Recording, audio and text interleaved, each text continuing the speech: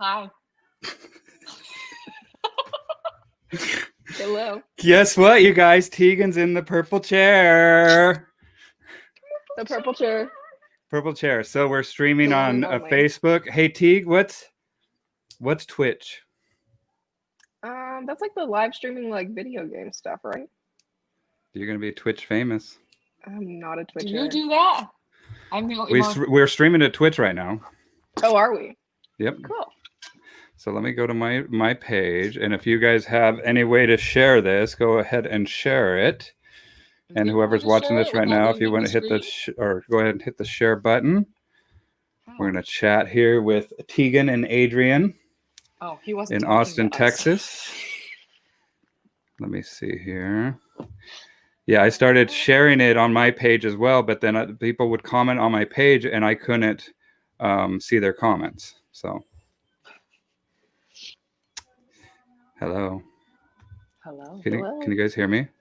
Yeah. Just Okay. don't know what's going on. Nope. You just got really quiet there for a second. Okay, let me see. I'm still sharing it. The Facebook thing is always changing. And I'm trying to click on myself, and it's clicking on the messenger. So I guess, can I do that? Did we just disappear? I think we probably just disappeared. did you disappear? Yes, you guys disappeared. You need to do it on a different thing. Oh, You got to have another one of these in your pocket or Okay. something. we'll go to your A magic box. Yeah, go to the Bow Wow Bill page. And while she's doing that, and I got my Twitch mobile live dashboard. Look at that. So fancy. So while she's doing that, Adrienne, do you want to give us a quick rundown of who you are, where you're located, and what you do? I'm Adrienne Forsythe. This is Tegan Dixon. We are located in Bastrop, Texas, and we train dogs. Train dogs. What's the name of your business? Dog for life. What's your gang sign? You got to have it like DF, like a 4L, like D4L. I was just impressed that we had an answer. There you go. 1, there's D, 4, and then L. Boom. Look at it. You guys look hard. Look at you guys. Oh my god. Mine's going to be Bow Wow Bill. So BWB, BWB. See, I'm hard. Look at my beard. Bow Wow Bill. I only know how to And get one other things like that. represent. I can't Well, you make got this to do. straight. Oh my god. What? So, and really quick, you guys, I wanted to give Jason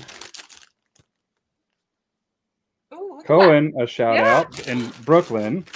He was a very first guy I ever did an interview with, and check this out too. He's got beanies. that. Nice. I love beanies. He has a good shot. Yeah, he used to be like an art director I'm gonna for an do one. advertising firm too, or something like Oh, we that. have So he knows what he's something to doing. share. And then I have my fire paw. I want to do a shout out to Andrea Gibson of Andrea Eden Art, who makes Cool. these pet portraits. This is for Vanessa Jimenez. This is her dog Luna. I get these done for a lot of my clients too that refer, and send her a few photos. She picks one and does these. They're amazing. That's cool that they pick one. And that's where like last live stream I didn't really share too much because I knew I was going to be a freaking wreck. Daphne. Yeah. You know, and you There's some and more share of like Rebby and Tucker and stuff too. yeah, very cool. Very cool. awesome. Post up Reach a out to link her. in the comments below. We'll post up a link to Post her up if a you link. guys are interested. And maybe I'll reach out to her and see if we can do like a Bow Wow Bill a live stream with her as well and talk about what she does and her creative process and what that entails. And Merry Christmas to everybody out there. We have some in-laws in town up here, and so I'm in my bedroom and just kind of make do with what we have and having a good time. Did you guys ever get your Fire Pod treadmill? Yeah. It's amazing. So here great. it is right there. Shout out to George and the crew over at Firepaw. And then I'm going to switch out my hat. So I'll wear Jason's hat. But check out the Firepaw. What do you guys like about the Firepaw treadmill? Well, first of all, Adrienne got it to where it has like little purple accents and they're beautiful. But other than that, it's Where's it at? amazing. Is it somewhere that we can see it right there? no, No. it's outside. Okay. Yeah. Dogs it's in got its own training. little like shed outside. This thing needs to be like, straight. Hold on. Is it We got it with all the bells and whistles. there? We can adjust the elevation. We can make the belt tighter and looser, so it's a little like more resistance, less resistance. It has a handbrake. It has a handbrake on it. And then it has you can raise and lower it. Mm-hmm. Okay. Yeah. Have you done the backward stuff that Bart was showing us? We did a little bit with Rev. Okay. Yeah. Yeah, Bart and Michael, they get those dogs on there and they get them comfortable moving backwards as well. It's crazy how their mind works and how they approach it from literally every angle. And it's just, wonderful. It makes a lot of sense because the dog's going to learn how to move backwards straight. Well, and not only that, but just be comfortable with it, right? And the toughening, like that has been my word since Gold as a pet dog trainer, is toughen. Tough love, baby. With the keyword. It's similar. It's like mine's been like resilience. Resilience. Well, I think that comes from the toughness too. Exactly. Right. And so that's seated within but it's also, that's what I see. The majority of the clients that I work with are women, and they've got sometimes a very powerful breed and a very high maintenance dog. And a lot of times they didn't know what they were getting into with this relationship. But once we find that little, I don't know, that harmony between those two, right? It's pretty magical once you can find what works and what connects with that person. And during my time as learning, I've really just taught myself a lot. And that's why I wanted Tegan to come on, is that I wanted to kind of bring in somebody that's new to the profession and just talk to her about her observations. And I know that there's so many young new trainers and new trainers that watch these live streams. And I just want to kind of get somebody's perception on what it's like nowadays, and also talk about some of the things that I wish that I would have done. And that's the other reason why I have Adrienne on, is because she went through the Army and then she went to a dog training school. And I think that if I could go back and do it again, I would do that same thing, man. Really? Just because after going through NAPOPO, and there's a lot different type of education that comes through going through school, right? And then it comes from direct experience. Would you agree? Absolutely. And so I have a lot of that direct experience, but it's good to be able to explain it, right? Does that make sense? Instead of intuitively react or and what I love mostly is I love this operant stuff, man. Oh, I know. It's a little addicting. Yeah, and so Tegan's new, but man, she's got all the instincts. She knows how to train the dog. She doesn't realize that she knows how to train the dog because I've taught in chunks. She's learned things in chunks, and she hasn't yet. Hi, Nelson. She hasn't yet realized that she can put it all together. Do you know what Greg said to me in Colorado Springs about me being high maintenance? He said, "Bill, you're like having 3 girlfriends."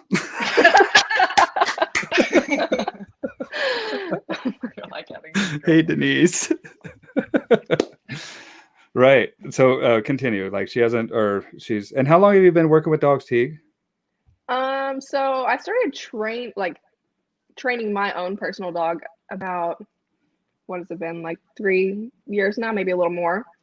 What kind of dog you got? My first was a German Shepherd that I ever did any kind of training with. Okay. And I didn't really know what I was getting myself into. I expected a little bit more out of her, but she's just a backyard bred German Shepherd, doesn't have much in her, but she's a great pet. I love her. But I just did a really good job of staying consistent with her, and I ended up getting a Dutchie, a little Dutch Shepherd, pretty close to a year ago now. So he's been a year and a couple of months right now. He's a little over a year, but I got him a year ago. But he was my introduction to some higher level training stuff, like sports stuff. Yes. Okay. And he has been the most fun ever. He's a flipping nice dog. I love him. I'm lucky to have him. I Shout out love to Dutchies, Chase. man. I've had some great experiences with Dutchies. And I just had one recently, like somebody came over that was on the road that brought a Dutchie over that has been professionally trained as a protection dog. And she just wanted my opinion of him. And I was blown away. I loved the guy. You know, I got to know him really well. And you could tell that he was trained. You know, he snapped right to it. And it's pretty cool to have that common language that I could pick up that leash and the dog. And what she said to me was like, oh, wow, you could see it on his face. And I was like, wait, what you could see on his, what on his face? And I'm talking about the dog that I'm handling now. And she says that you can see on his face that he knows you know what you're doing. And so he's more tuned in, and they're more aware of their actions. And I let her know, hey, just let that be aware that he's capable of that immediately. I just met this guy, right? And he's already kind of showing off for me, and we're already forming a really good rapport with each other. But yeah, I love those Dutchies, man. Yeah, I think they can definitely like key in, especially when you have like some confidence in what you're doing, for sure. Yeah, he had respect for the beard, duh. That's right, dude. All in the beard. And not only that, but oh wait, this side is the one that's kind of slough it, like curls. There we go. So the ladies, they said it's mandatory that my mustache had to have curls on, or they would not be seen in public with me. So we also requested braids, but those requests were not filled. We can only do so much here. You know, we're limited staff. It's the holidays. Post office is behind. What other excuses do I got? But what I can do, let's comb it out for you, ladies. There, I'll send you a little any what'd she do? Any strands that I collect during this time, I'll send to you guys, and you can make like a little Bill doll, and that you wear it for protection. Send them to Bart. Okay. I totally will. All right. Little Bart. No, because he'll make a little voodoo doll out of it, man. He'll figure it out, dude. I'll be all of a sudden like, ouch, ouch. And then Bart will be like, 8 rising.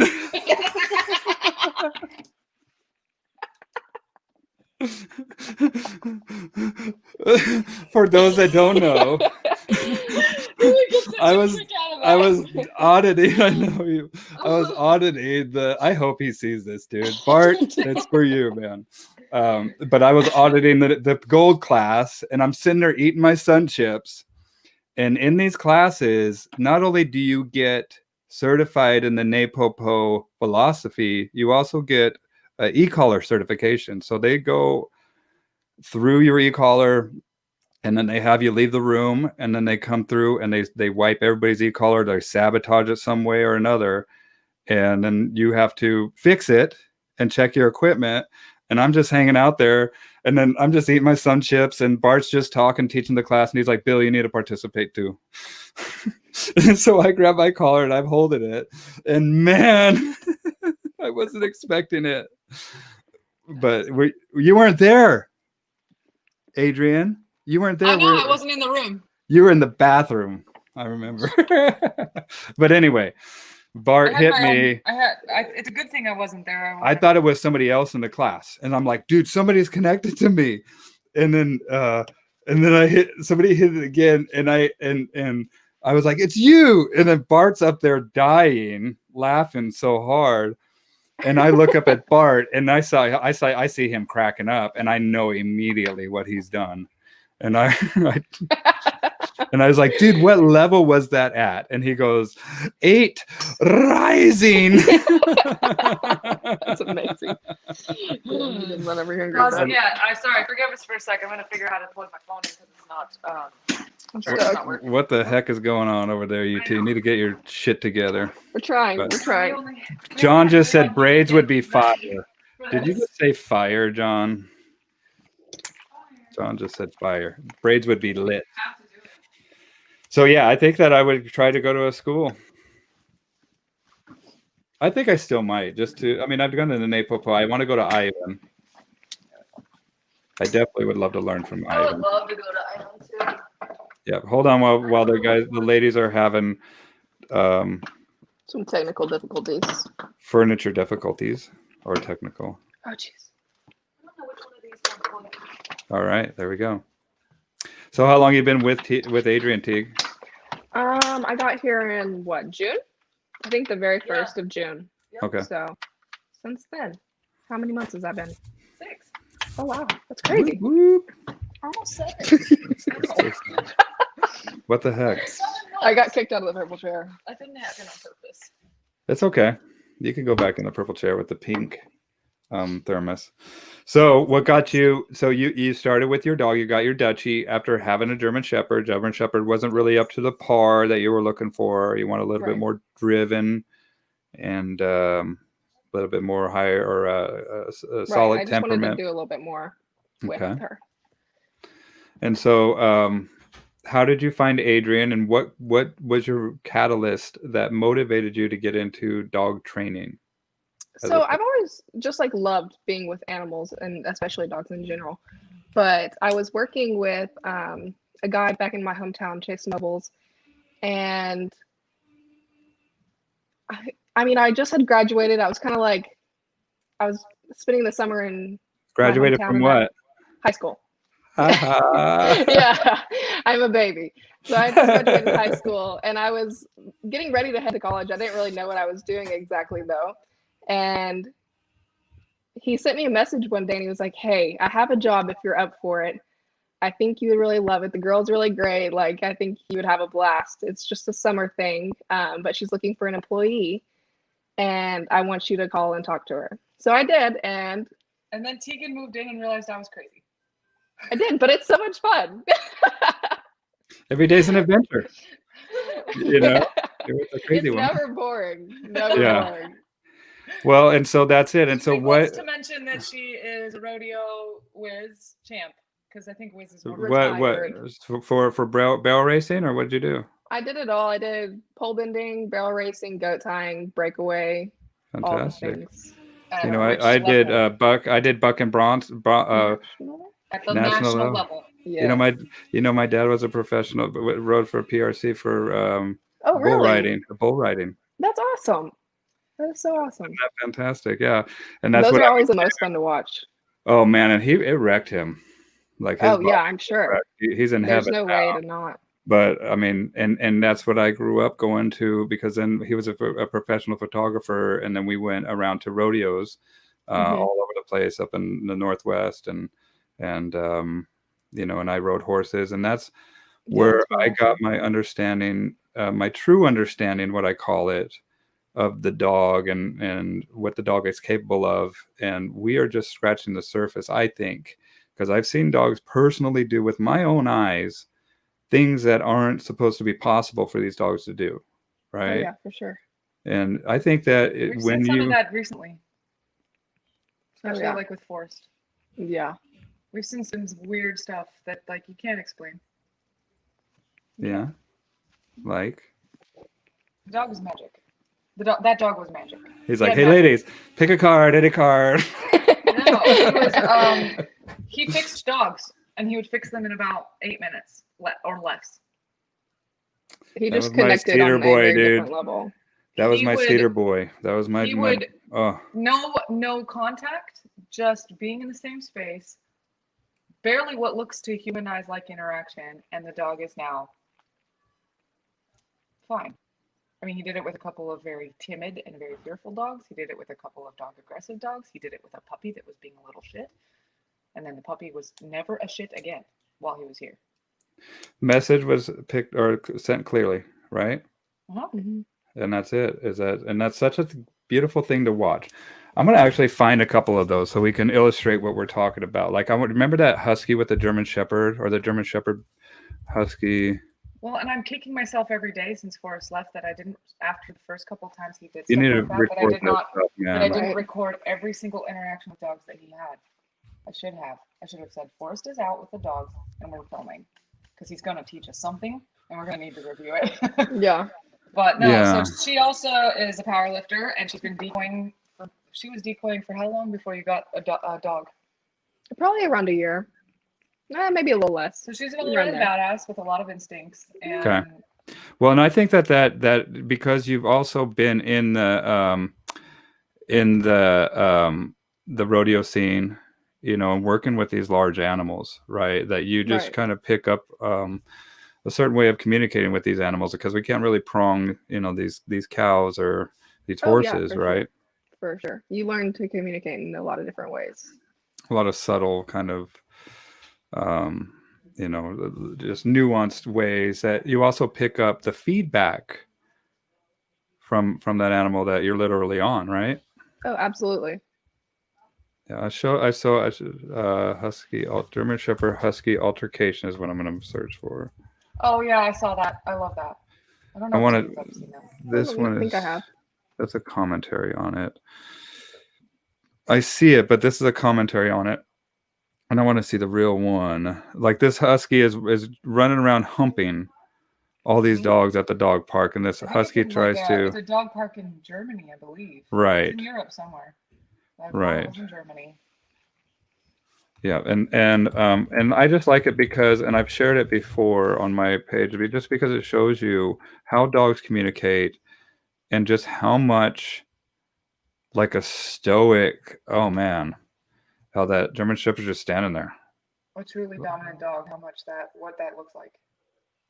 It doesn't look like intimidation like we view it as human beings. It's pretty cool. It looks like a true leader.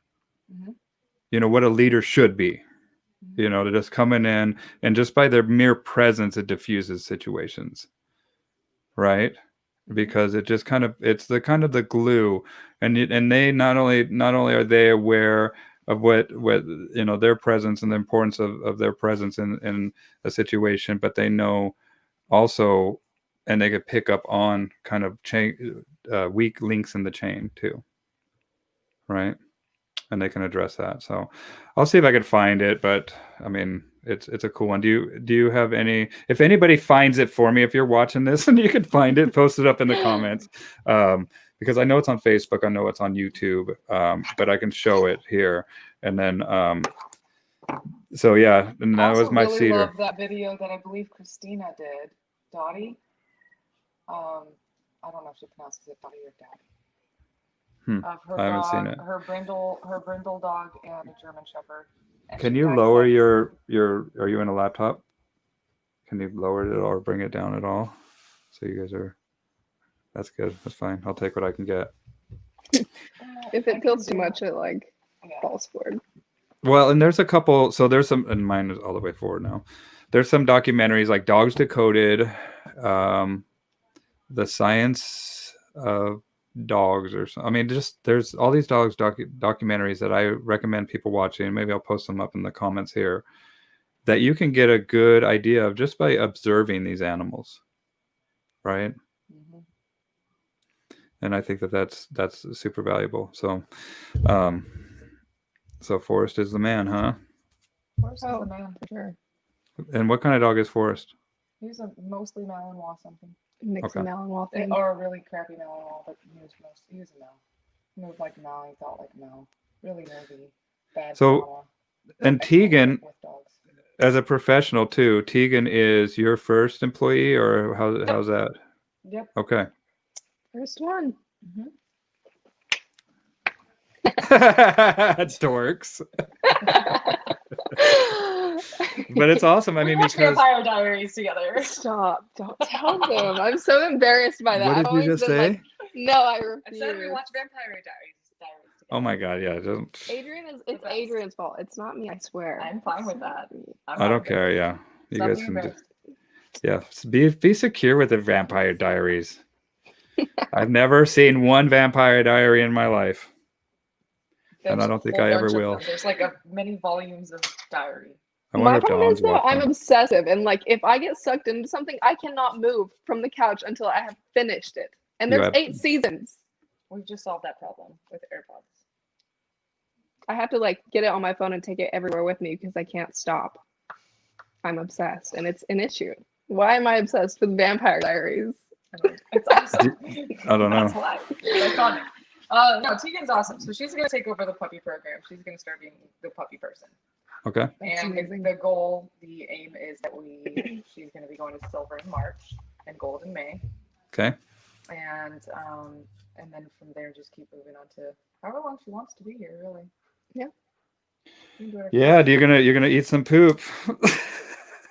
Sure, it's okay. It's okay. We're just not gonna think about it. Puppies are worth it. We don't have to think about their poop.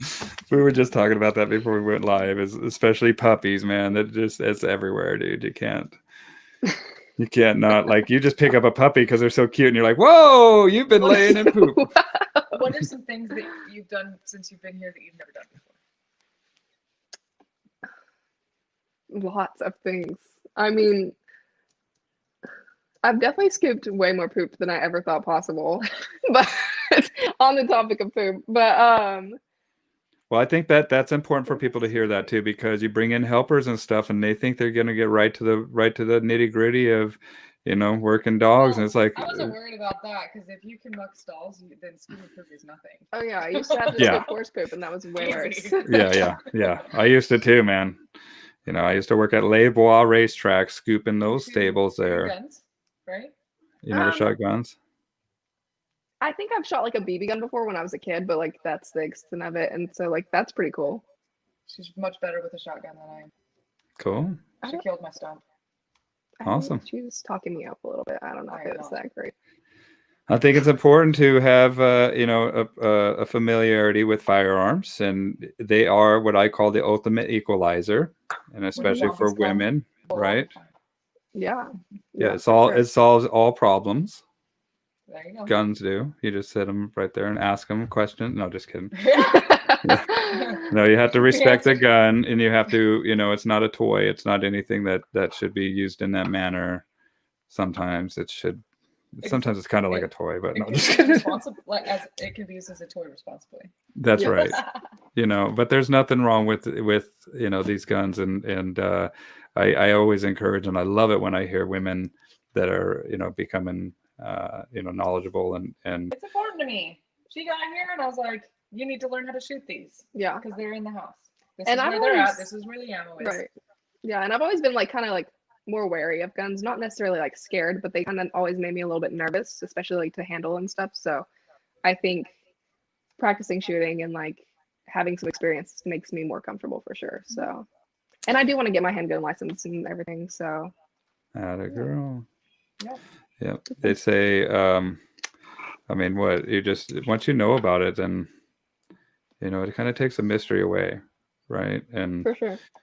I mean, it's just, they're it's a good metaphor though, really, because that fear can go away, but the respect stays. Yeah. Right. And sometimes we need the dogs. The dog should not be afraid of us, but there should be some respect, a little bit. But you also, that you have a common language, you understand how to work together. I mean, it's a little bit of a crappy metaphor now that I'm saying it out loud, but it's a good example, a little bit of the difference between fear and respect. And if it's all if it's too flippant, then things happen. Accidents can happen. Right, and if it's a fear thing, I mean, you're bound to make accidents happen too. By not having that understanding of what really is, right? And it can go both ways, right? We're not scared of dogs, but we should have some respect for the animal. And we get bit when we don't have that too. Dude, I'm a little afraid of them. Yeah. To be honest, I think it's just from PTSD of getting bit so many times. Sure. And, there's certain dogs that I'm like, no, I'm afraid of that dog. I'm not going to work with it. Like I've come to terms with that. And as I get older too, like I'm afraid that dog might hurt me a little bit more than I'm willing to undertake the process of healing right now, because I'm not the same as I was when I was younger. And yeah. Well, and the thing is too, like there's enough nice dogs out there too. But it is like that. There's some caution there. We get some dogs in, and at first it's like, oh, I'm gonna take this pretty slow. We'll see how this goes. Not gonna push you too hard. Okay. Right. They let you know right away, that they might mean business, or they've never ever experienced a human being on that type level of relationship, right? Mm-hmm. Where the human beings like providing boundaries that are real.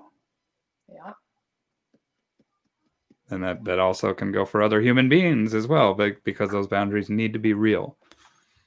I'm Right. curious. So ask her some more new dog trainer questions. Like she's like really at the very beginning of everything. And the education here has been very piecemeal because it's fit into corners and cracks in the day, you know? So Tegan just did her first take home, meaning that they did a board and train. How long did you keep that board and train for? He was here 4 weeks? 2 weeks. 2 weeks? Yeah. I thought we like a long extended time it. It with feels him. like forever, but he was only here for 2 weeks. Big dogs Okay. here are for 4. And you brought him home, Mhm. and you did everything? So I kind of finished him off. I didn't start him. I was helping in the beginning, but I wasn't in like complete control. Well, I'm talking about the take home. When you took them home, did you basically showed the clients how to do everything, and are you? Oh yeah.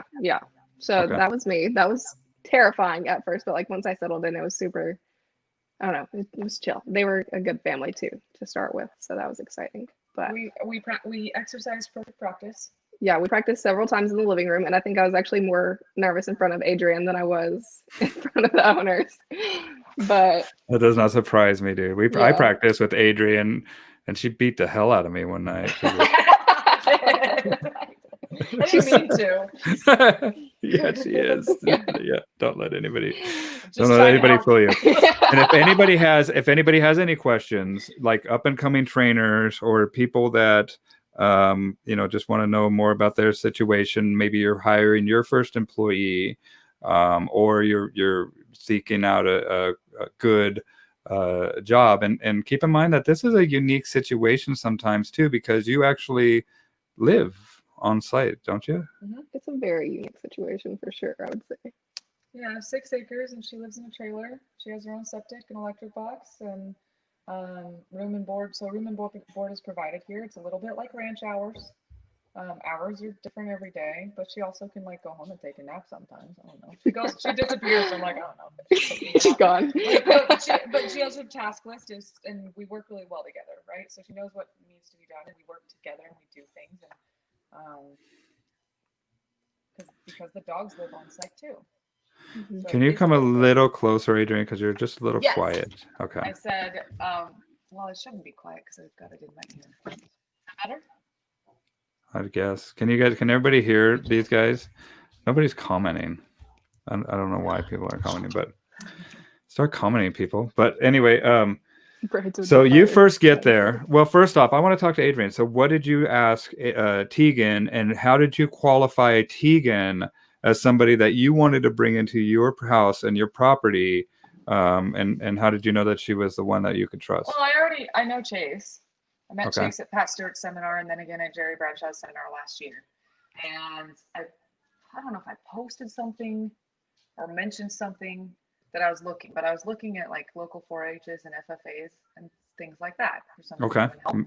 I didn't need somebody who understood dogs or knew training. I needed somebody who wouldn't be scared of poop or hard work or working out in the sun and wanted to hang out with the animals, but also had been hanging out with animals. That's all I was looking for, right? And Chase contacted me, and he was like, "I know." I wonder why. You sound okay. I mean, you are a little muffled. It just sounded like you were way back there. So I thought coming closer might help, but whatever. I wonder if this is better. If it's better, then let me know. Yeah, I think you're okay. But swap. So you guys. If this AirPods. Hold on once. Gross. Right, is that better? Way better, dude. That's got to be the mic one. Cool. Can you hear her? I can. Hello. Yeah, because okay, now so the she's on AirPods your were side. too far away. Yep, they were on this side where they were on the outside when they should have been on the inside, like they are now. Okay. Yes. So you found Tegan. So he contacted me, told me a little bit about Teague, set up a phone interview with her, which really I'd never interviewed anybody, and so I was just like, I already like her. I'm just gonna see if I like her and if she likes me, and let her know what the situation is, because it's not like a 9 to 5. It's not an hourly thing. It's, this is salary, and then in future chance for like once you learn how to train, you can earn commission and do all that stuff. So that worked out. And then she just moved here. So she's crazy. It's not me. We're both a little crazy, but it works. Well, but it also takes, I mean, that shows your commitment level. And because you guys are both kind of trading your life to work with each other, because even though you know, that you live on site, right? Because even though we do clock out and go, it's still a 24-hour gig, and it's still a 7-day-a-week gig. I mean, and it leaves that energetic residue in our brain because we're always thinking about these dogs, even when we're out to eat and stuff like that. Does that make sense? I think it's better for her now because she's got a little bit more separation. Right. The trailer, and she's not in the house anymore. Sure. So she actually was a roommate of mine. So she actually lived in the house for a while. Okay. But now that she's over there with just her dogs, I think that's a little bit easier. Yeah, it does for sure. Because like I actually have like She actually a has starting days off. time and like. Yes. But even you're still on site too. I mean, you're not like driving away to your own house or anything. You're right there with the dogs in case of an emergency. She actually does drive. Like when it's cold, I drive back and forth because I'm lazy. But oh my gosh, she's like an acre. She's an acre away. Probably not. My goodness. And you're driving. You're like, okay, let me warm up my car. It's 50 degrees in Texas. Part of that too is like it's growing. I'm growing. The business is growing. So. And they're growing pains. Like we figure stuff out as we grow. Well, and the next step is to get a separate building and have a little bit of separation between us and the dogs, and to hire somebody else, that somebody else could be the morning person till like 1 or 2 p.m. and then she works better at night. She likes nighttime. Yeah. So then she'd be afternoon to night, and during that time, she trains her dogs and does the stuff she needs to do, and like get it a little bit more formalized. Well, and you tailor it to what the strengths are, and that helps too. To kind of figure out what do you like, what are your strengths, when are your strongest hours, when you're most productive, and let's do the opposite. No, but that's usually what we do with work schedules for owls and people that are not some necessarily morning people. And that's me, man. I stay up sometimes all night blowing glass or doing what I do. It just kind of gets lost in the flow, right? And sometimes with dog training, it's the same thing, man. You get lost with working those dogs or just working. You saw my commercial floor scrubber, so I got to get out there too. And that's, I mean, we just get these little things. Like I was so excited. Like that's my commercial floor scrubber. Like, but it does like the job of 6 people, dude. Like I go out there. It used to be I scrub the floors, I pressure wash it, squeegee it all out, mop everything, wait for it to dry, put fans up and shit. Well, and that's one thing. We have those of us who train on our own property or out of our own home. And you have property and I have property, so there's room for growth. But there is, I think, a point of diminishing returns. Right? You have to decide exactly how much you want to have to take care of. Hire somebody to take care of. Yeah, just like that energetic residue I was talking about, man. That 24/7 gig, dude. It's just like how much of that do you want to weigh in your brain at a given time, And I think the more you weigh and lift metaphorical weights, the stronger you get, and you can handle more, probably. But it takes a little bit of time. But no, Tegan's been absolutely phenomenal. Just as a shadow person and helping, and like she's absorbing and learning even when I'm not actively teaching. And I start asking her just out of the blue, like, go get the boxer and do some stuff, and I just watch. But she can train a dog. So first couple weeks. Wait, what? First couple weeks, she just arrived there. Okay, what did that look like? Well, the first day was absolutely insane. I was like, oh my God. I messaged my mom. I was like, Mom, I don't think I've sat down once today. It was like 8 p.m. I was like, I don't know like what's going on, but I have not. Look at Adrienne. But like also, Adrienne wasn't like pushing me like that. But I was just doing what I normally did because I was used to doing everything by myself.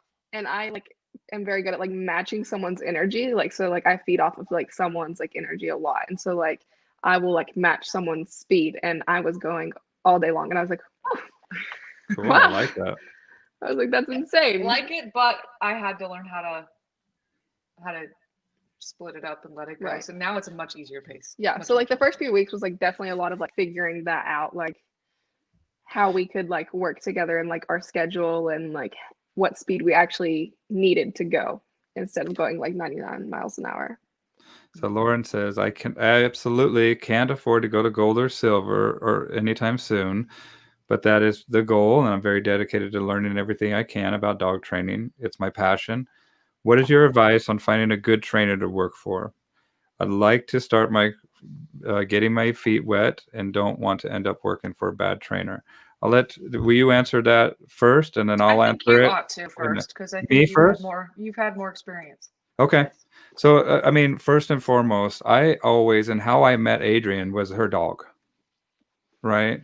And so I like to watch and I like to network and see who has a good reputation, who's around me.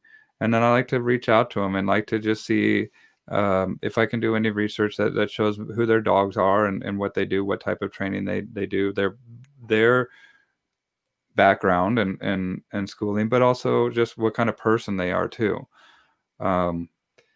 Dogs can be a tremendous supply for a narcissist or a borderline person or a sociopath or somebody like that. So you do have to be careful. There are some people out there that shouldn't be working with animals, that are just kind of mean people.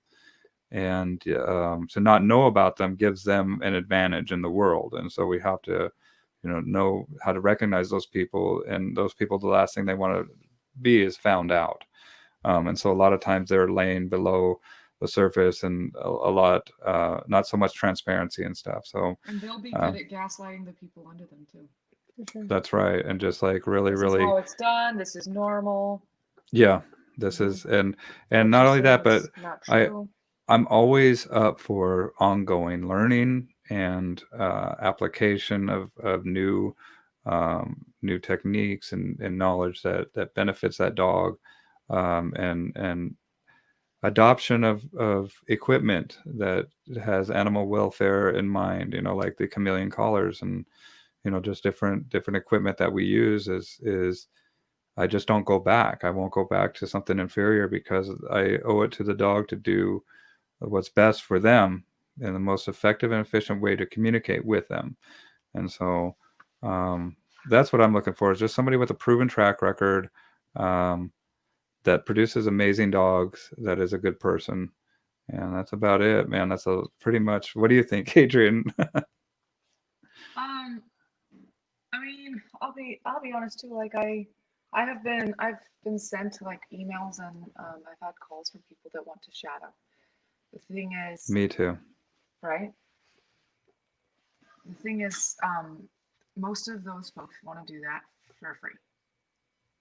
And that actually costs me money because it slows my day down trying to train somebody. I'm just giving It injects somebody who wants to be a dog trainer. I'm giving some perspective, right? right. It costs me money. It slows me down. You're following me around, asking me questions, I'm spending a lot of time answering your questions and slowing down my whole day. That's not going to happen for free. I got stuff to do. I got a business to run. I got people to pay. And so if somebody asks me, can I come out for a few days and just hang out? The automatic answer is probably going to be no. Dang it. I know. Well, I want to hang out. You can come out, but you have to make yourself useful. You can grill or make some creme brulee, then you got it. I'm gonna smoke everybody out. If I don't know you, that's the approach, then that's gonna be an automatic no from me. Yeah. Right? And I don't have a shadow program, and they may or may not be something that is in the future, because people do want to learn, and there's a severe lack of mentorship of programs, I think, out there. But mentorship programs cost money. Education costs money. It should cost the student money, not the teacher.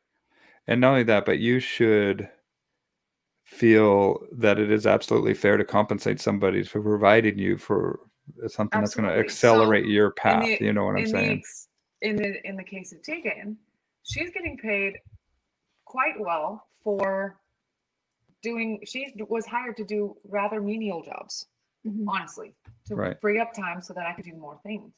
And through that process, she gets mentorship, right? And she gets training knowledge, and she watches and she does things, and I give her the leash and we work through some stuff.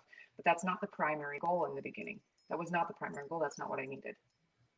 And that she's put in a lot of time, and she's done a phenomenal job, and it's taken her 6-7 months, where now I'm saying, here, have some dogs.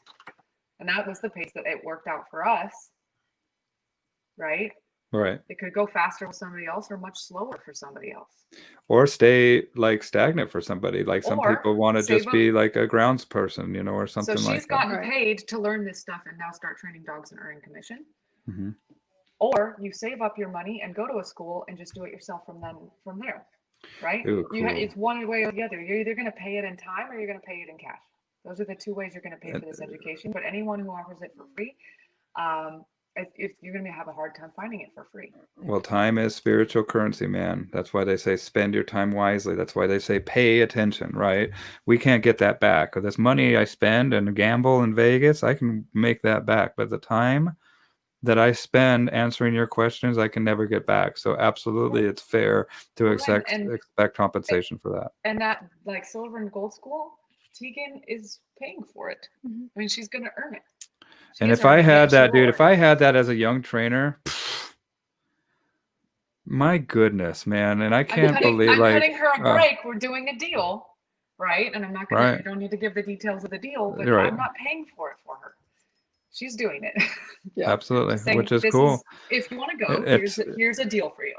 Yeah, and it's an investment in yourself, you know, and that's what's beautiful. So we have I have a different type of question, or a different kind of question. How do you handle other people in your life that don't understand what you do, friends and family? I've always worked with dogs, and now I started my training business this year. I always had to sacrifice time since working with dogs as is a 24/7 thing. And years later, it's like people in my life don't get it and always seem to get offended when I can't make events or be flexible or last minute plans when I have dog commitments. Yeah, I get it. And I've been doing this for only 5 years, but it's still 5 years. And this is the 5th year I'm not going home for Christmas. And they ask. It's a good year not to go home for Christmas, to be exactly. fair. But at the same time, it's like, I go, look, this is my life. If you guys want to do Christmas in January, I'm down, or October. I went home the week before, 2 weeks before Thanksgiving this year for a few days. Said hi to my parents. But this is the job. I tell people we trade our lives for this. It's right? the job. Like, it's not that unique. There are lots of career paths that don't take the traditional holidays. Lots of businesses are open. Lots of types of people are working on holidays. But it doesn't matter if you're doing what you want to do. It really just does not matter whether they understand or not. Yeah. Let it speak for itself. And it's not your job to make them understand what you do. You do what you do because you're listening to your heart, and you have intrinsic and intuitive motivators that might not make it any sense to them, right? And so don't feel make anyone understand you who is committed to misunderstanding you. Yeah, and you don't need to explain yourself to people, and you don't need their permission to live the life of your dreams, right? And you don't need your permission to drink some good wine and smoke good weed and no, just kidding. And drink good water. I mean, vodka. This is. Dude, can you imagine if this would vodka? No, this is Christmas tree water. Christmas tree. Hot. That's what I call gin. I call gin Christmas tree water. That's a juniper, not a pine. Stop it. Right now. You stop it right now, Adrienne. So first day going crazy. You guys come in just guns a blazing. Be like, it's 8 p.m. Oh my God, Mom. And also I realized too, I was like, wow, this is what I didn't realize until she was there mirroring it, that this is what I'm like every day. And I was like, I have to stop or I'm going to die. But I'm going to be 80 by the time I'm 40. Yeah, I have no idea how she was doing it before all on her own, because it was insane. But listen, this is Linda. Linda came. That's so great. Yeah, Linda needs to come down there because you live on Linda Lane, dude. You live on Linda Lane. A wealth of. She's an OG. Yeah. I love her. I love you, Linda. So time is the only non-renewable resource. It's a tragedy when someone wastes it. And not only that, but when somebody comes to us and it's, you tell them what to do, and then you go back and you see that they have not implemented a thing that you say or anything that it's like, dude, what's the point of me wasting my time showing you this shit and then explaining the why behind everything, and then you say you have an understanding and then you don't implement it. It's that's like, dude, awesome. If you want to be a trainer and you want to work for somebody, listen to what Bill just said. And I'll tell you something else too. And Bill, you're probably going to nod your head as well. Like, look around you and do work. If you just work. Dude, if you got time to lean, you got time to clean and feel it out. Figure it out, man. Dog training, go like mow the grass. Have this in your mind. And pick up the poop and do the work. Yeah. Make time for me to teach you. Yeah. And not only that, but and I will teach you. keep in mind the business is number one, and how can I make this business succeed? And we're not going to have a problem, man. Like, and that's it. It's like, how can I make this more of a effective, efficient machine? How can I make this better? How can I, there's a book that's called One Small Step, and it talks about the Japanese, what is the name of that? Where it's just small improvements. Whatever, it'll come to me. But that's kind of the same aspect, is always steadily improving and just making, this kind of like brain trust that's got one goal in mind, and that's to make this just the effective machine that benefits dogs and teaches them as much as we can together as a team, right? You're a team. Absolutely. And you become a team with the dogs too. I don't know who Joni's talking to. Probably all of us. Hi, Joni. She says, "Merry Christmas, my friend." How do you say Merry Christmas in French? I don't know. Hello, awesome people. Hello, Tosh. Oh, Linda loves me too. Erno says, "Evening, Bill." He doesn't say evening to you too. Ha ha. Evening, Erno. How are you doing, buddy?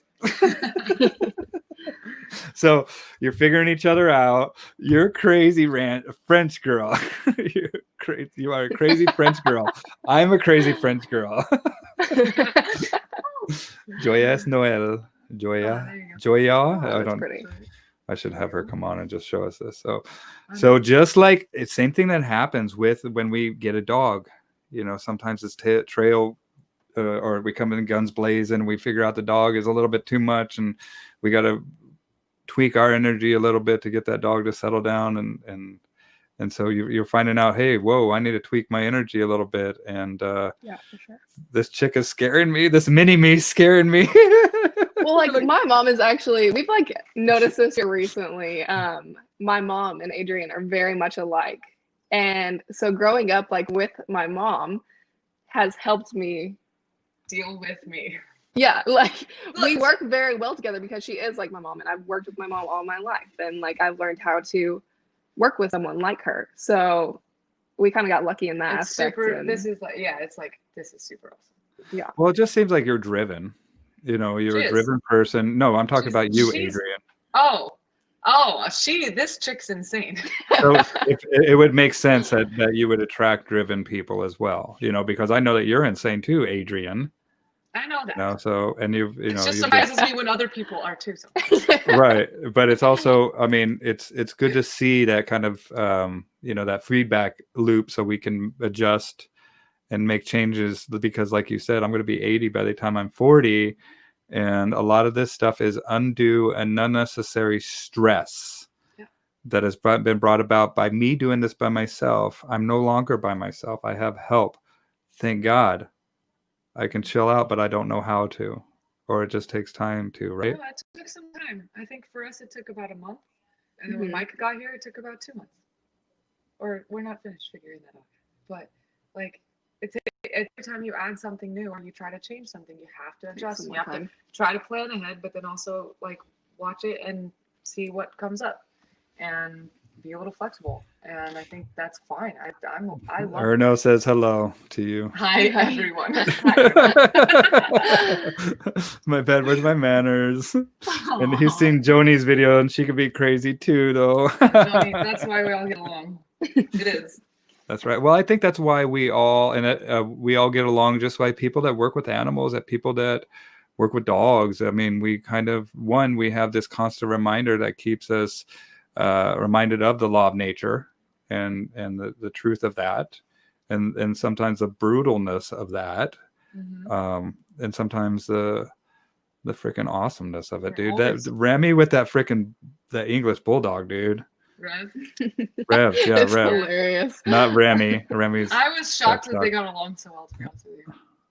I was everyone too, gets along dude. with the bulldog though, honestly. I was like, huh? Everyone's gotten along with Cupcake. Yeah, Cupcake's actually a really nice dog, but she's a cuppy. Cake. Yeah, cuppy. She's a nice dog, but It's interesting to see the dynamic of the dogs, you know. yeah, but that And it's- pair—that's the weirdest pair of all It time. is strange. And so coming back to you guys now starting to get your groove on. It's only been Oh, 6 months now, and now she's starting to take on dogs. And so what advice, so now I've talked about what a good trainer is, and Adrienne has talked about, were you finished, do you think, Adrienne, with just talking about looking for I was just more and giving advice, respecting time? So you said how to find a good trainer, and I was saying what's valuable to that person. You want to work for somebody to learn. This is what is valuable. Yeah, right. you know, compensate them for their time. Compensate them for the scars that you're about to borrow from them. Yeah, help them. And then as an employee coming into a situation, that is your goal, is to help them make time for themselves. Mm-hmm. Help them take weight off of their chest and take tasks off their plate in a manner that is not going to require that much management. You know, be a self-starter and figure it out, man. Like this is the routine that needs to happen. We need to get these dogs out. They need to go to the bathroom. We need to get their pens cleaned out. Licensed, insured, workman's comp, gives you pay stubs. Remember that each one of these dogs has a set. There are plenty of dog trainers that will try to pay you in cash or give you a check or pay. Like you, the teeth. All of that needs to be legit. Mm-hmm. Yeah, because you can't get bit and you can't go to the hospital. Please get health insurance. She finally just got health insurance. I have health insurance now, everyone. Jeez, I know. That's crazy. That was bothering me for a very long time. I don't know. It's windy. Like it's very, very good. Okay. But yeah, I think health insurance, and that's who you are too, Adrienne. You just kind of like to prepare and get things, the ducks in a row, and you know. We've seen stuff already, right? We know, you and I'm saying like we. I've experienced stuff. I mean, I have scars that. Well, even outside of the dog training world, even outside of the dog world, right? We've seen enough things that are like this. You can prepare things for things and prevent things, right? So if you're working for somebody who's paying you under the table and you don't know whether they have workman's comp or insurance or anything, you got a problem. Yeah. You have a problem. And a lot of dog trainers, you'd be surprised how many dog trainers are not legit businesses. Well, and not only that, but it's the fan, it's going to hit you too. Yeah, well, and when you start to branch out, like if you're a sole prop or whatever, that's a different thing. But when you start bringing in people and different liabilities, like you as a business you have that person now. You don't want to work for somebody who doesn't take responsibility for you. You're on their property or working with their clients and their dogs, and you're putting yourself at risk. You need to make sure that you're working for the type of person who wants to take care of you. Yes, and there's a myriad of things that can go wrong. Oh, sure. With that, and not only that, but you're also when you work with sentient beings. you could also be working with power equipment. You could also be working on the grounds. You could also be helping out with different things, setting up courses, doing stuff that it's just. Can help me build furniture. Yeah, I did. That happened on my birthday too. I built a shelf. Yeah, I don't know what happened with that. I built a shelf. It's a very unique situation, but for people that are go-getters and recognize the value of being a self-starter, because dude, I don't want to micromanage anybody. I want to come in and be like, dude, thank you, awesome. That shelf had been sitting in its package in that closet for a month, and I needed that damn shelf, and I didn't have time to sit there and figure it out. So she shows up, and on that first day, I was like, here, Tegan, build the shelf, and then I left. But like, I think that is like something like really important for like the employee aspect. You have to be flexible. Like, there's no other way to be, especially like in this industry. I feel like and especially like for a business that. I'm sorry that you're building a shelf, but that dog needs to poop right now. Yeah. Well, and that's a go with the flow. And sometimes your job description of that day can be expanded quite a bit, right? Sure, yeah. And some days it's really short. Some days we sit around. I'm not joking. Today was. Well, especially we went and got our nails done. So this morning we sat on the couch and watched some Vampire Diaries, and then trained some dogs. Yeah, there's some aspects of this that are very unique and very cool, dude. Like that's what I go to work is I go train dogs. How cool is that, man? The crappiest part of the job is just that. The crap. the crop that they output, and they can put out a lot, man. Like, especially these puppies, dude. You know, you're definitely going to be eating some poop when you work. So, and people want to talk about burnout a little bit sometimes too. yeah, And I've been training for over. I have no idea where I heard this, but I heard it somewhere, and it was. That's right. Burnout is not about what you're doing; it's about how you do it. Right? Well, it's just like that engine. An engine that burns out is not. What's that? Sorry, it has more to do with your own state of being and mental health and boundaries than it does with what you're doing. So if you're looking to leave one place because you're burnt out there and start dog training, you're going to end up burning out in dog training. If you want to leave dog training because you're burnt out to go do another career, you're going to burn out in that career unless you change something else. Especially yourself. That's what I'm saying. It's about how you're maintaining it. Heed these words, ye who wish to probe the depths of nature. If you do not find within your own house that which you seek outside, if you don't find in your own house that's what you seek outside, you will not find it in the real world. Let me get it. I'm doing it. I got to make it. It is the Oracle of Delphi, and it's know thyself. And that is basically the goal of this life, is to know thyself. And that's what happens to a lot of people. And that's what Gary Vaynerchuk talks about, how he hates dogs. He hates dogs because people put way too much power and work in these animals before they've even begun the work on themselves, right? And so that's powerful. What Adrienne's saying is like, look, if you're burnt out wherever you are, you might have to look in yourself and your habits, the way that you do things, the way that you view life, and change that before you go and take that baggage into another profession and get burnt out there as well. So the quote is, heed these words, you who wish to probe the depths of nature.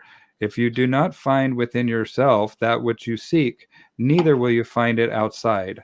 If you ignore the wonders of your own house, how do you expect to find other wonders? In you is hidden the treasure of treasures. Know thyself, and you will know the universe and the gods. Powerful.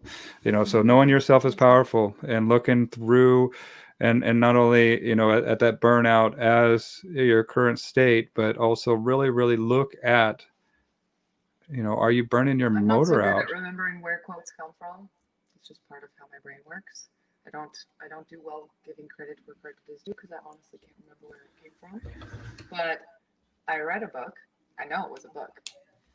And it said the first gift God gave me was me. That's right. Well, and Brene Brown talks about the love of yourself, and that there's no way that you could love any other person as much or more than you love yourself. You can't love anyone else, including the dogs or your clients or anything, if you don't understand and know yourself first. Because otherwise, you're just mirroring or acting or filling roles or. Yeah, filling roles for sure, I think. Right. As a dog trainer. If you don't. And it's not there's a big difference between that and selfishness. But we're good. We're tangenting big time. I get that. But I found this, especially in the last couple of years, especially this year, coronavirus is like the least most effective thing that has happened to me this year. But yeah, we'd love our job. To balance our life. Yes. Yeah. Johnny. Well, Johnny's I think. Yeah, Johnny's awesome. Well, and I think that it's also, this has taken some time for retrospection and for people to realize what their purpose is. And a lot of people are in a weird place right now, as far as, since May or April, the average back rent owed by a lot of these people is like $6,000, right? And so there's a moratorium that's going to end, and there's going to be another shoe that's going to fall here pretty soon, that we might see kind of, I don't even know, what to expect, but it's definitely, things are changing. And as we evolve and change, we kind of need to go with the flow and evolve with it, but looking towards the horizon at stuff that is going to benefit us by doing what we can do all day long, like That's how I knew I was doing the right thing, is because I had a billionaire mentor ask me, if I gave you like $35 million and put it in your bank account tomorrow morning, what would you do with the rest of your life? The exact same damn thing. Right. I would say I would play with my dogs Just and maybe in a travel and nicer hang out. building, and I might build myself Right. a house. That's it. And I'd buy little fun gifts or prank gifts for people, dude. Like I would make it I'd very buy you a extravagant. puppy, and you a puppy, and you a puppy, and you a puppy. And I'm gonna raise them all, but they're yours. No, I'm just kidding. Right now, I want everyone to have bulldog puppies. Oh my gosh. I love her. She's Those- awesome. Great. Yeah, I had to clean up a bulldog that had this huge staph infection in their wrinkles and stuff. One of And the nicest it was- looking, oh. nicest, well-structured, nicest looking bulldog, and temperament, fabulous temperament. beautiful. Still a bulldog, gets excited and bites you, right? I mean, she's a shit, but like awesome dog, really nice dog. So and then I don't even like bulldogs. Shouldn't say that probably because I haven't. Well, I mean, it's not my favorite. you can have preferences. I don't like all Thanks, dogs. Tegan helps. I Tegan makes me don't more diplomatic. I'm really loving these skipper keys, man.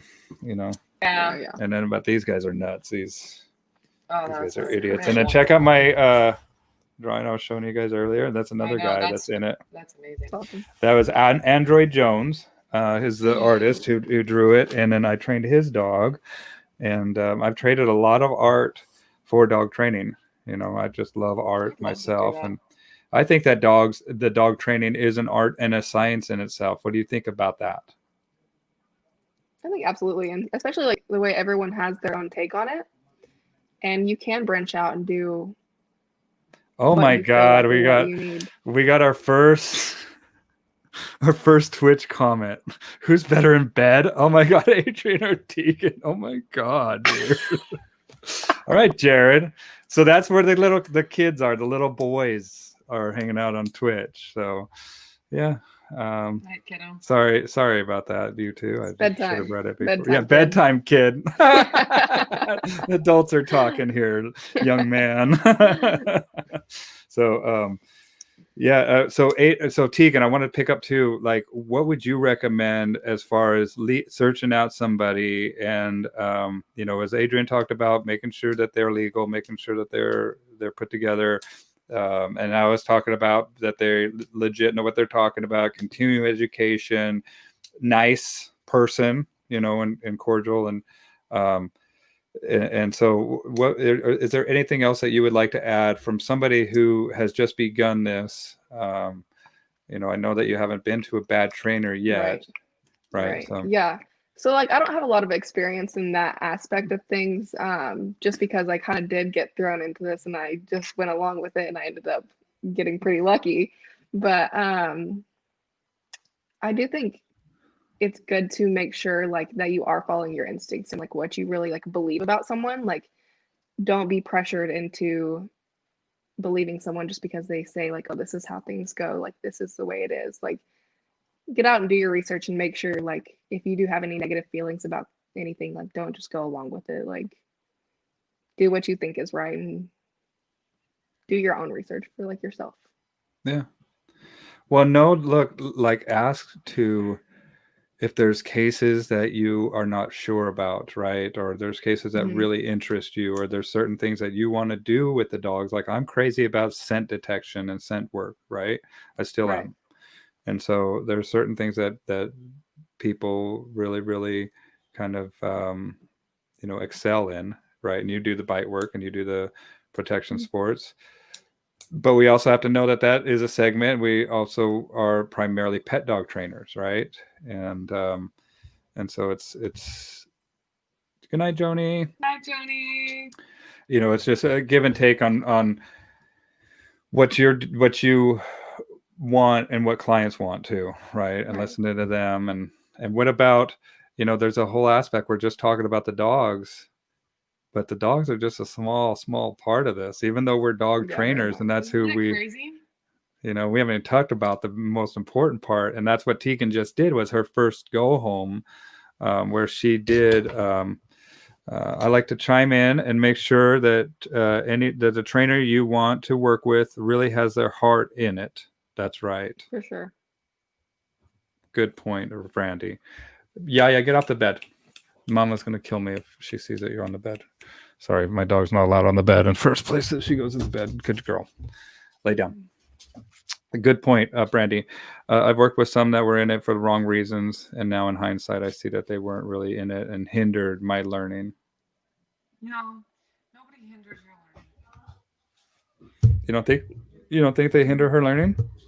No, I learned something. You learned that you didn't want to do it that way too. I learned something.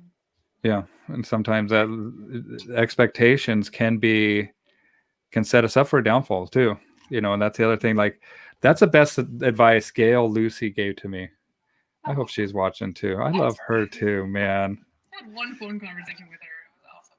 I need to maybe do another live stream with her. She's awesome. And just check in with her across the water over there in the UK. I want her to come over here. But that's exactly what she was saying too. Is you got to have your heart in. I kind of lost my train of thought of what I was saying. What was I saying? Nobody can hinder your learning. So yeah, you have experiences and you learn from them, right? It's up to you though, not somebody else. Well, it's also up to you to recognize too when things might be a little bit contradictory, right? Right, and I think every dog trainer that's still doing it after, what's the average? 2-3 years before they quit? Most dog trainers, right? So the average dog trainer, the life of a dog trainer in this career, full time, is 2 to 3 years, and I think anybody who's lasted longer than that can tell you that they've been in situations where they've been mentored or taught or hired or employed somewhere where they didn't like what was going on, or they saw later that they don't want to do it that way. Right? Yeah. Oh yeah. Did they hinder your learning?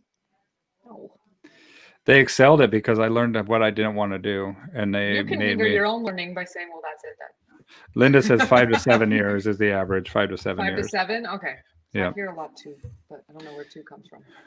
I mean, yeah. Maybe that's the entrepreneur years of entrepreneur, like actually running a business. Well, and the thing is too, is that I got in this and I was like purely positive, and that's why I wish I went to school, right? Because I did what felt good, right? And even though I had the observation with my my grandfather and his cattle and watching those dogs work, I thought that, oh, we're beyond that stuff.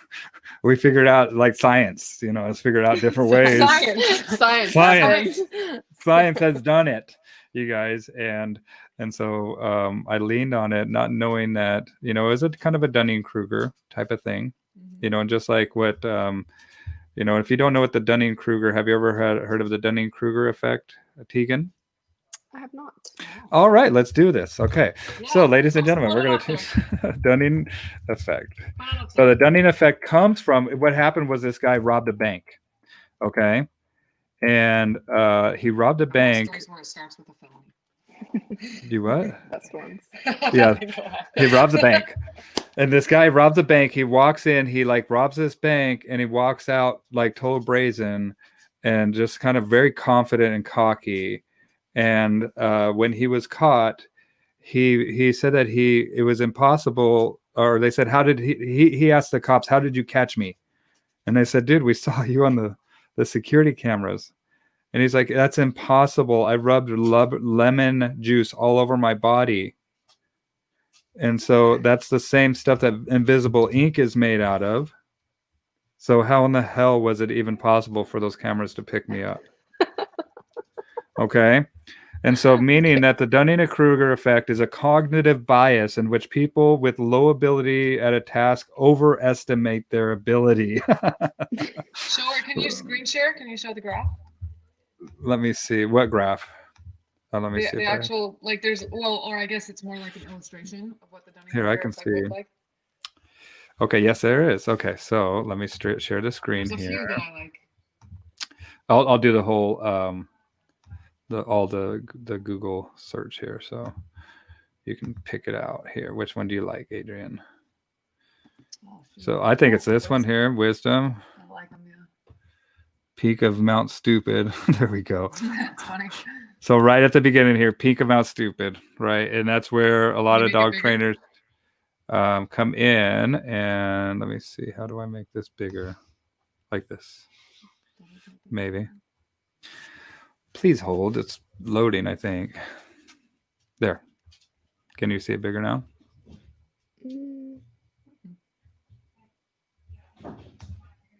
There. Oh, wait, no, you can't see it, can you? Oh, because it put it on a different tab. Hold on. Please hold. Let me get technical difficulty right now. Please hold. Screen share. Let me do a different tab. And we're talking about the Dunning-Kruger effect now, folks. And so there it's big now, right? Yes. Okay, so low, no, nothing. And then this is the expert over here, right? And this is what happens, man. And I think this is what happens around that 5 to 7 year point, because people go up and they're like, dude, I'm so awesome. I'm so rad. I know exactly what I'm talking about. Don't listen to anybody else. Those guys are stupid. I'm what's right. And then all of a sudden we get proven how wrong we are. How, downslide. We get these cases. We get bit a couple times. Ouch, ouch. And right there, probably. That's where people are like, you know what?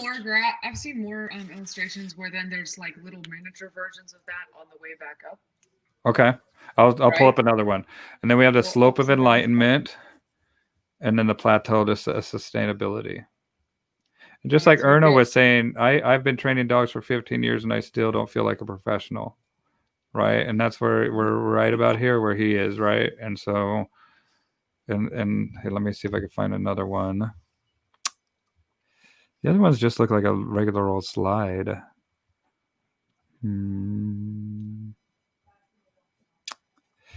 Here's a cartoon. Let's see some cartoon Dunning-Krugers. But that's it. It's like you come into this and you start to feel like you know it all. And then you get reminded that you don't know it all. And you might get reminded by the dog by biting you. You might get reminded by, going into a sport and having the dog flip you the middle claw. Yeah. I get reminded just by watching somebody else train and going, I know nothing. That's how I found Adrienne. That's why it's important for dogs to show you that the people know what they're doing, right? And let the dogs show you, and that this person is capable of producing a tough dog that is kind of like what you want, And that's why I went with Bart too. Yeah, his videos, like, I remember the first video of his I watched, and I was blown away. Yeah, it's very impressive. And so they have this knowledge that looks like magic. Are you excited to go to Silver School? I am excited. Okay. Well, and it's cool that you have Adrienne, a gold student that can kind of prime you a little bit, but we kind of stay hands off a little bit, Yeah, at school we do. At school, no, at school. Right, but at school, absolutely we do. And let me see if I could find an advertisement for the Silver School so I can post that up here as well. Just so we can make a little announcement about that. I don't know. The learning triangle is on the fridge. Oh, yeah. Is it? Well, go grab it. No, it's like on the fridge. I draw in marker on my fridge. Oh, you do? Yeah, it's stainless steel fridge. It was on a whiteboard, but it got moved to the fridge. So the learning triangle, meaning that the bottom phase being learning phase. Oh, she's gonna do it. Oh, geez. What's the bottom? Learning. Then. That is. Well. Intermittent. I get it sometimes. It'll be the intermittent phase, right? Intermittent. Yeah. And then the top is trained. Or reliable, right? And trial or emergency is what I say to my clients. It's either it's for trial or emergency. That's it. Cool. Here it is. Let me see. So more information, info at Bart Bell. And let me share this screen. There's going to be a Silver School in what is that? March? Chrome tab, Facebook. That's good. Bradley, no. So it's going to be NAPOPO Silver School is going to be 22nd through the 26th of March 2021, and then again in Gold School in May 24th through the 28th 2021. And I highly recommend it. I'm a Gold graduate. I went with Adrienne to Silver and Gold. She's my NAPOPO buddy. Yeah. And then we're going to go to Ivan someday. But I recommend this for all trainers, and I'm so excited for Tegan to go through this, because this is something that I wish I had when I was her age. This is something that I wish I had when I was just starting out. Can you imagine, Bill? Did you remember how freaking much I learned that one first week? You know? Oh. Can you imagine being 19 and going to Silver? Yeah, I couldn't. I mean, I'm 44 years old now, right? And so I'm a super old man. No, I'm just kidding. No, but even now, I mean, I learned so much, you know. So let's see. Yes, very true. I did a lot of what I didn't want to continue doing. That's right. You learn what you don't want, right? Sometimes I'll tell you what. I Same as learned any more business. from my really shitty non-commissioned officers and officers in the Army how to be a good non-commissioned officer than I did from a good one. If you're surrounded by good leaders, you're going to use, it's human nature. You're a little spoiled. This is how it should be, and you don't learn it. Yep. But you get surrounded by adversity, you learn. You get surrounded by what you find out what's wrong.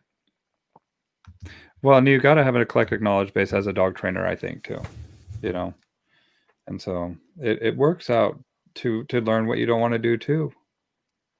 And but I think it works best if you seek out those trainers that you like. You know, I'm definitely not saying go find the shittiest trainer and work go for him. go beat some dogs. Just saying, we all have those experiences. Well, we have those experiences that feel gross too, and not only that, I've had those experiences that feel gross that were correct. Right? Yeah. Right. And that's another thing too. Because sometimes it's coming from us. We're going through something. That's right. You know, but what I mean too is like I've had a dog come at me. I've had to correct a dog, and the dog coming at me still, and it was horrible. It looked like a horrible thing, but it was a horrible thing. I had a dog trying to attack me, you know, and so some of this stuff can be kind of ugly. It can look gross, but as long as we have, yeah, just because it's hard doesn't mean it's wrong. But that's like, or just because it doesn't feel good doesn't mean that it's right. wrong. That's what I'm getting here, is that some of this stuff is not going to feel good. Some of this stuff is going to be a pain in the ass. Some of this stuff is going to smell like shit, because this is why you like that word toughening. Toughening is my key word, man. That's the thing that I came home with, and I talked to Bart too, and I'm just like, man, tough. That's what I see in these dang dogs, dude. I call the dog to come to me, and the dog is just crumbles. And it's like, what is this? You know, this dog needs toughness. This dog needs to know that the world isn't going to come at them just because a person walked into the room, you know. And not only that, but we need to take an observer role at the situation, what we're asking to do, what we're doing to that dog, and be real about it, right? And I'm going to have this groomer on. I've been on TikTok. You know what TikTok Tegan is? likes TikTok. So I've got these groomers on that are like millions of TikTok that are coming on my live stream. Yeah. And we're going to be talking about this stuff and about how, and what I love is she's grooming these dogs. And she was like, these dogs have never tolerated this very well. It's like, you don't stop doing it. You still do it, even though the dog's not tolerating it. I would love to get a groomer's perspective, like a groomer like that, or very, very experienced and thoughtful groomer, to look at some of how we do handling and grooming with our puppies. Right. And every puppy's a little different, but I'd love to get a little bit of feedback. That'd be great. I'd love to go on that live. Well, you're welcome. Not go on. I mean, like, watch it and ask some questions. Okay. That's good. Well, just let me know. TikTok is a hot mess. Come on, Linda, get on TikTok. It's great. Get on TikTok and just let Tegan show me stuff. It's highly entertaining, but I can't even keep up with Facebook. I'm straight up addicted to TikTok. Okay, if I'm not here, it's addicting. It's addicting, and then you get on these little tangents, dude. I get on the food TikToks. Oh yeah, I'm on all all sorts of TikToks. Look at what's happening to me right now. I was so against it when it first happened. I was like, oh no, not TikTok, not TikTok. Linda, you're handling your puppy handling. Yeah, you did a video with Dave Cochran on your puppy handling stuff, and I use a lot of that. Yeah. I love that thing, and so I follow your stuff. I think you know that though. I follow your stuff, and back tie a dog. You know, not cheerleading that dog, letting the dog figure it out. Oh, really? So it's 9 o'clock and my business phone is ringing. That's a no-no. That's a no-no. Boundaries, Adrienne. Boundaries, Tegan. Dang. Yeah, that's a no-no. Jeez, interrupt my live. I can't even believe this. So toughening a dog. What is your advice? You know, the toughening of the dog too is happens as a whole picture, not just in one instant or one exercise. It's a whole picture. There's elements of toughening that go along with every single drill, right? There's elements that, like even that negative reinforcement stuff, like the man trailing stuff, where we're dragging that line a little bit more to get them a little more excited for it. The box, when we're banging on the side of the box, when we're keeping them in there. Back tying when we're working other dogs around them that they might not like. The pedestal is a huge toughening exercise. If the dog is clicker conditioned and has a little bit operant and they're scared of something, I mean, we just you let them work themselves through it, put the pressure on themselves. If with puppies, we put leashes on puppies. If they're here at 8 weeks old, the dog learns leash pressure. They learn leash pressure as a communication. They learn tactile commands. It's all very light pressure, but it's pressure. Pressure leads to reward. Pressure leads to reward. Pressure leads to reward. Pressure leads to reward. Mm-hmm. Right? And they do. And if they learn that as a rule of thumb, then pressure, the first thing their brain should think of is, where is it then? Not right. It should be seeking behavior after following pressure. What we want is for it to see seeking behavior, not flight or fight or freeze. Or shut down and poop and pee and whatever. It's all, you know, and that's it. I've been teaching handling drills for eons, specifically for grooming. Remember, I started out in show dogs. Yep. Well, no groomers, man. I love those groomers. They have a unique insight. And if I find out, if I have a dog that's groomed, I'll call a groomer often. And I'll be like, hey, do you know these clients? You got them? I'm the trainer. And they're like, oh, thank God. A lot of times they're like, and I'm like, don't talk to me.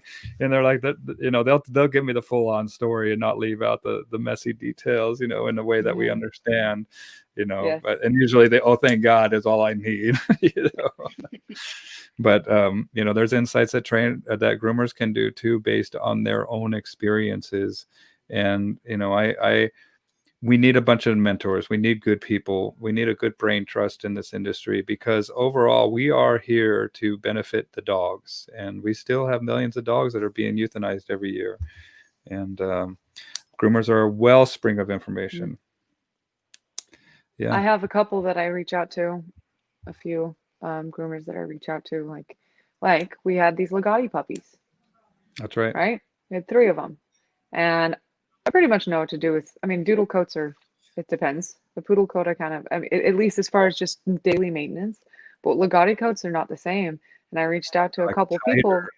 What is it? And you can ruin the curl and train it to be flat. You don't want to do that. So I reached out to a few of these folks and asked them, okay, we're doing daily stuff. We're doing some handling stuff and a little bit of grooming stuff for these puppies. How should I tell the client, like, what's some little stuff with these young puppies to tell them what to do, and how should I do it? And that's wonderful, wonderful information to be able to pass along. Yeah. Well, it's wonderful information just to gain, you know, and I love, that's why I do these live streams, man, is like, people love them. They listen to them, and I appreciate that. But I've learned so much myself, and, you know, it's cool to, you know, confirm what you know and get to know more, but also, I don't know, just meet people that kind of have a different way of doing things, right? We're still doing the same stuff, but we just kind of do it a little bit differently. And you know, it's like we march to the beat of our own drum, but, you know, all of our heartbeats a little differently, right? And so that's what's cool. Yeah. Well, I don't want to cut anybody short, but Tegan does have to drive, like, 6 hours. Tegan, you got to drive. Okay. Well, let's let you guys go. Well, the only reason I'm saying that is because I happened to spy that her mom texted her and said, hey, have you left yet? No. Tegan's mom. We're sorry. Well, usually she'd be at club right now. Okay, but you're She's here. not too far behind the schedule. So Tegan, any words of advice for up and coming trainers as we start to Yes. wrap this up? Just to be flexible, be open, follow your heart, but also if you do have some time and like the opportunity to watch and absorb things, I know like that's not everyone's like forte and not everyone can learn super well that way. But if that is an opportunity for you, I would take that shot because like that's like one of my favorite things. Like I love to like watch Adrienne, and then when she asks me to do something, like be able to like pull out my skills that I've learned like from like watching. Like She shocks me all the time. I Like, love go get it. the boxer, and I'm like, that was a really good session, Teague. That's so, like, you did it. So if Fantastic. you can learn those things from kind of like just watching and picking up things on your own, then do your best to do so. Well, know that, the best. Okay, now I remember what Gail Lucy said to me. Dude, after all this, she said the best thing that you can do when you go to the NAPA post school is pretend like you've never trained a dog in your life. Absolutely. And that's what I also recommend. Like, especially if you're kind of seeking out a different way, just forget everything. Like come without that expectation. Come with an open book, just ready to be. Not because we're telling you to come in thinking that this is going to be the gospel, but it's also linguistically, they're building a language for you. They have their own curriculum. They've thought that it's very thoughtfully constructed. And if you come in with your own definitions of things, you're going to be wrestling with their curriculum and what they're trying to teach you, and you're going to lose it. Right? It's Right. not because it is the gospel. be It's about also the to do wrestle. yourself a favor and learn their language, and then learn what they're actually trying to teach you using the language that they're using. Good night. Merry Christmas, Linda. I don't think I'll be going live before Christmas. So awesome, man. Well, thank you guys. And thank you, Tegan. And good job. Good job. And way to be driven, and way to be an open, impressionable, ready to be a professional dog trainer someday. And I think that you're going to be, I think you're on a good path, man. And I wish you the best of luck. Awesome. Thank you so much. All right. And I'm going to say goodbye to you two on the other side, but let's say goodbye to everybody else. Okay. Merry Christmas, you guys. Happy Hanukkah. Happy holidays. Happy holidays. And I'll probably be back before New Year's. Jason from Twitch, the answer to your question is Bill Church. Definitely. What is there another one? Is there another one that came out? I just I'm the best in question bed. Dude, that's a no-brainer. Come on. Look at the mustache. Come on. All in the beard. All in the beard. Stop it. You're going to turn red, you guys. All right. Bye, everybody. Merry Christmas. Dog linguistics. Good. So Tim laid in. Awesome, you guys. All right. Bye, everybody. Bye. All right.